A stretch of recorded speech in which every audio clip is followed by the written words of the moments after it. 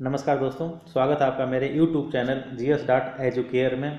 मित्रों, अभी तक आपने मेरे चैनल को सब्सक्राइब नहीं किया है तो प्लीज़ इसको लाइक, सब्सक्राइब और शेयर भी कर दें और इस वीडियो को अंत तक देखें।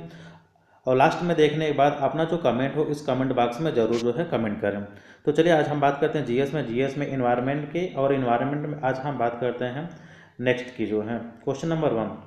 ठीक है, क्वेश्चन नंबर 1 क्या है? क्वेश्चन नंबर 1 है कि भारत में एक विशेष क्षेत्र में कहाँ पर जीवित जड़ पुल पाए जाते हैं। देखिए, जीवित जड़ पुल या प्राकृतिक पुल, ठीक है ना, प्राकृतिक, या हम क्या बोलते हैं, प्राकृतिक नेचुरल ब्रिज।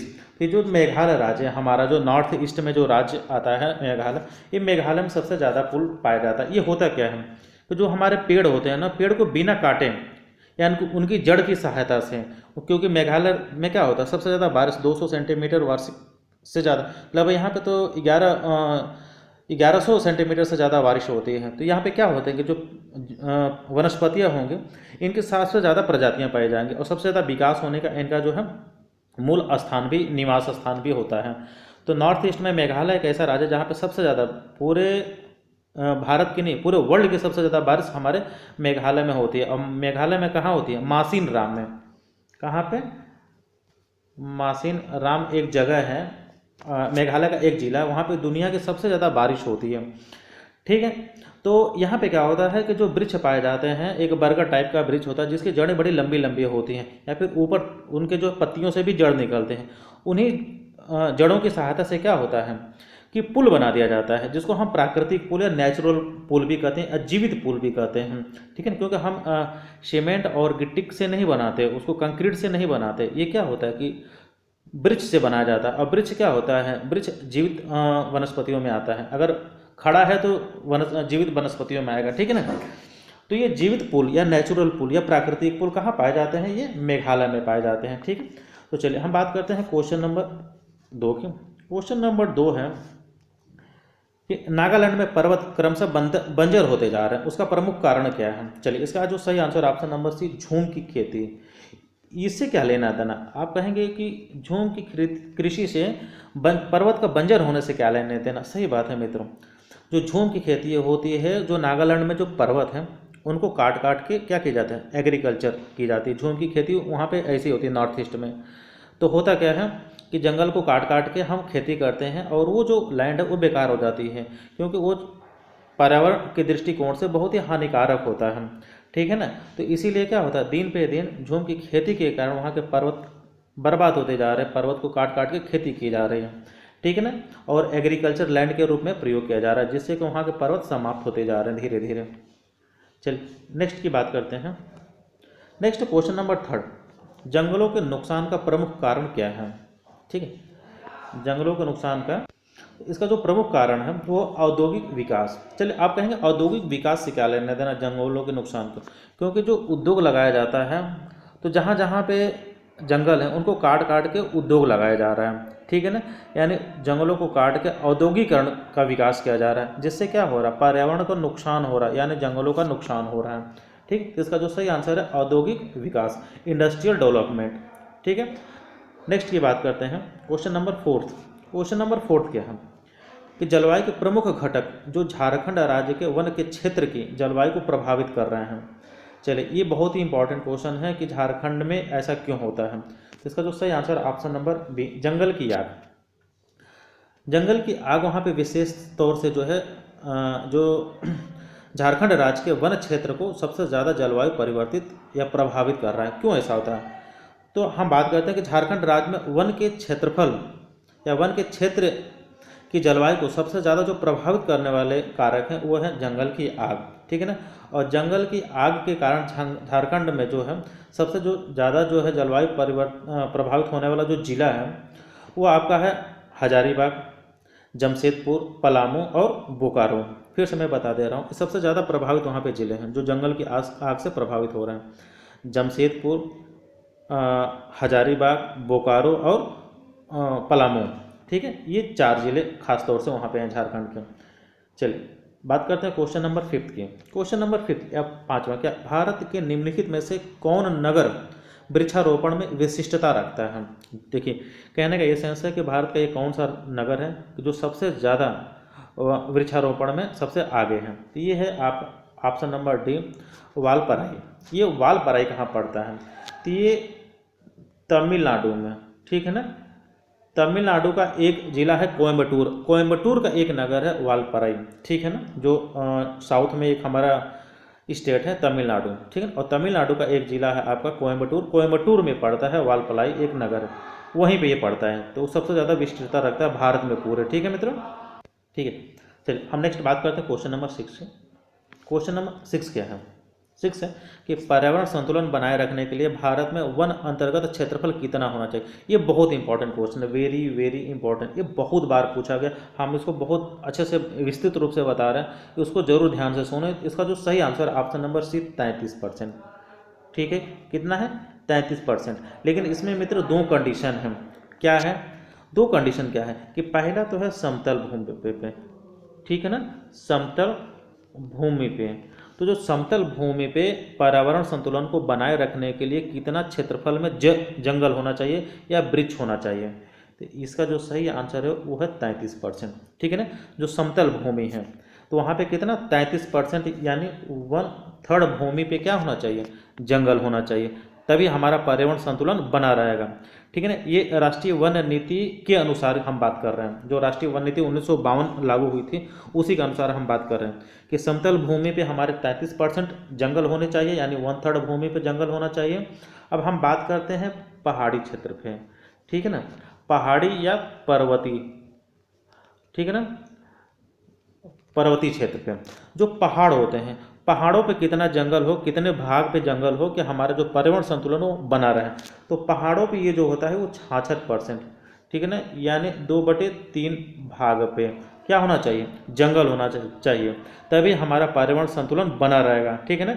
इसको बहुत अच्छे से याद कर लीजिए, इसको बहुत एग्जाम्स में पूछा जाता है, हर वनडे एग्जाम्स में ये राष्ट्रीय वन नीति की पूछी जाती है। तो जो राष्ट्रीय वन नीति 1952 का जो निर्देश है उसमें समतल भूमि पे 33%, यानी 1/3 भूमि पे जंगल होना चाहिए। और पहाड़ी या पर्वतीय क्षेत्र पे 66%, यानी 2/3 भाग पे जंगल होना चाहिए, तभी हमारा पर्यावरण संतुलन बना रहेगा, ठीक है। नेक्स्ट की बात करते हैं क्वेश्चन नंबर 7 की। क्वेश्चन नंबर 7 क्या है कि राष्ट्रीय वन नीति 1952 के अनुसार निम्नलिखित में से कौन सा वन का संवर्ग नहीं है? कहने का यह सेंस है कि कौन सा वन के क्षेत्र, वन का वर्ग नहीं है, यानी वन, ठीक है ना, हम जंगल के प्रकार को नहीं काउंट कर सकते हैं। जैसे इसका जो सही आंसर है ऑप्शन नंबर बी, राष्ट्रीय उद्यान, ठीक है। राष्ट्रीय उद्यान क्या होता है? इसमें नहीं आता। तो इसमें क्या क्या आता है पहले हम बता दें कि जो राष्ट्रीय वन नीति 1952 के अनुसार जो होता है इनको निम्न वर्गों में विभाजित किया गया है। उसमें एक आता है आपका संरक्षित वन, ठीक है, संरक्षित वन यानी ऑप्शन नंबर सी। फिर दूसरा आता है आपका राष्ट्रीय वन यानी ए। तीसरा आता है ग्राम वन यानी ऑप्शन नंबर डी। फिर चौथा आता है आपका, इसको बोलते हैं वृक्ष भूमि, ठीक है, यानी ट्री लैंड। ये 4 चीज़ आते हैं किसमें? राष्ट्रीय वन संवर्ग में, ठीक है ना। चलिए नेक्स्ट की हम बात करते हैं क्वेश्चन नंबर 8 की। क्वेश्चन नंबर 8 क्या है?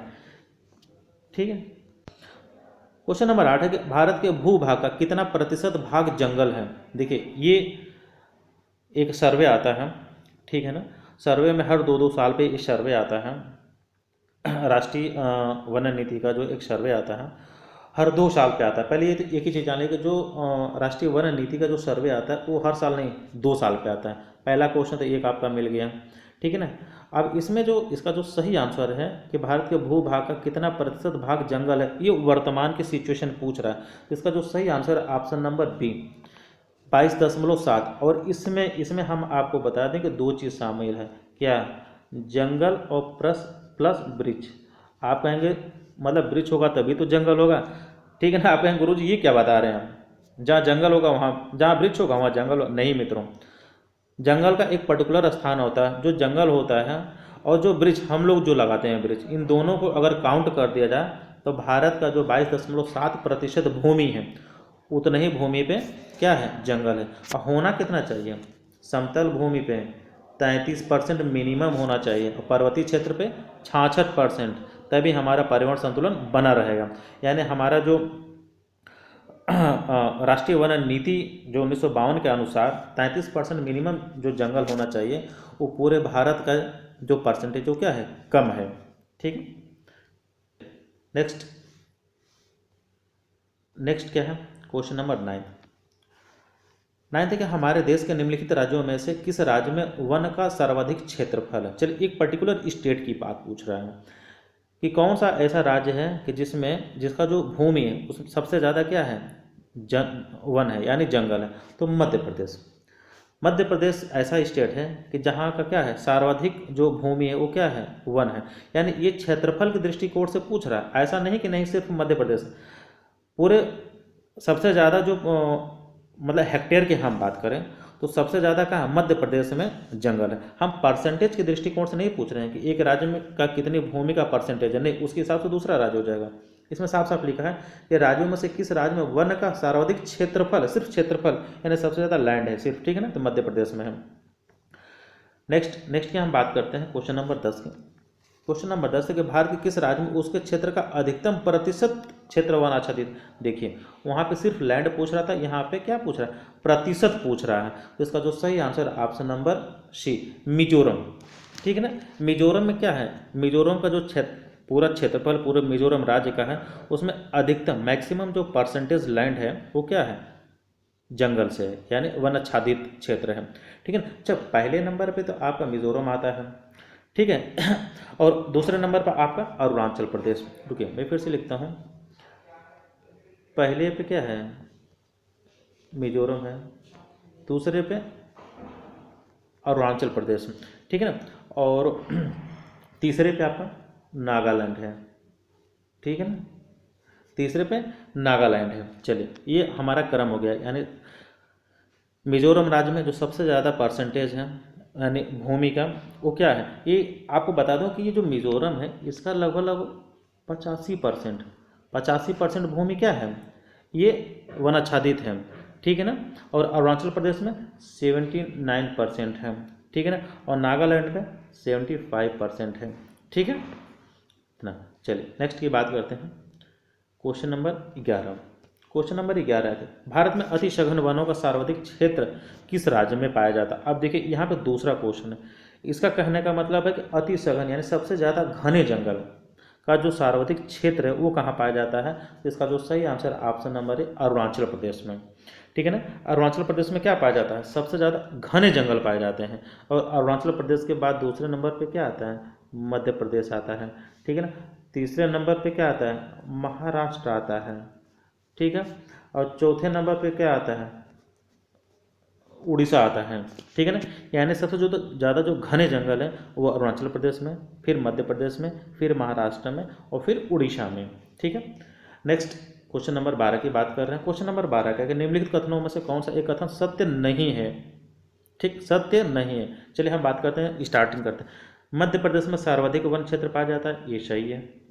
अरुणाचल प्रदेश में सर्वाधिक घना वन पाया जाता है, ये भी सही है। नागालैंड भारत का सर्वाधिक वनाच्छादित राज्य है, नहीं भी मित्रों, सर्वाधिक वनाच्छादित राज्य कौन सा है, मिजोरम, ठीक है। हरियाणा भारत का सबसे कम वनाच्छादित राज्य है, ये भी सही है, यानी option number C is the right answer, ठीक है ना। चलिए ये रहा आज का हमारा इन्वायरमेंट का क्वेश्चन, ठीक है मित्रों। आप मेरे चैनल को जीएस डॉट एजुकेयर को लाइक कर दें, सब्सक्राइब कर दें, शेयर करें, वीडियो को अंत तक देखें और अपना कमेंट जरूर साझा करें। थैंक यू मित्रों, थैंक यू सो मच।